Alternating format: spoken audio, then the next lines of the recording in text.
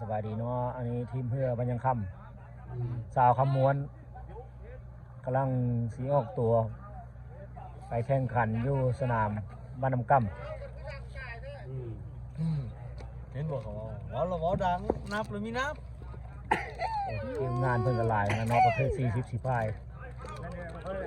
กองเชียร์ก็เต็มฝั่งอยู่สีออกแล้วมันนับมีนับ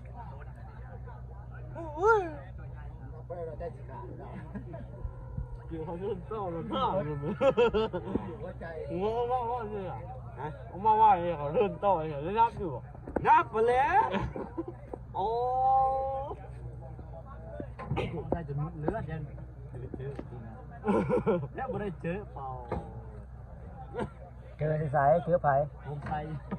โอ้ยมันคนละสายนะไม่ได้บอกเจอโยทั้งนี้ใส่เลยประตูมาบ้านเด็กสายบนกับสายล่างมันคนบดถึกกันก็ไม่ห้าวมาคือเพราะได้มากินซึ่งชาวบางคนเองดี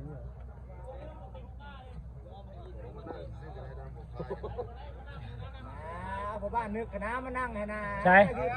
เอาผู้เจ้านะขึ้นงานแล้วเจ้าขี้เฮ้ยบังนึกเมื่อนังน้ำเขามันแล้วอันโอ้ยยืนตายไปเลยเนาะผมก็ต้องเว้ามานังน้ำเขาดิวันนี้เขาไปลงมานะไปง่อยใช่พอดูเฮ้ยมาพายน้ำกุยเด้อเที่ยวนึงมาพายน้ำกุยเด้อมึงดิเด้ออัดกับอินปงนี่นะชีวิตก็จะรู้เอาตรงนี้ฮะเนาะนี่เราเขาเห็นต้นเห็นเจอแล้วรอบ8 ลำเขาได้ที่2แล้วเขามาเจอที่1ไข่กันแล้วก็เจอเดินไปไป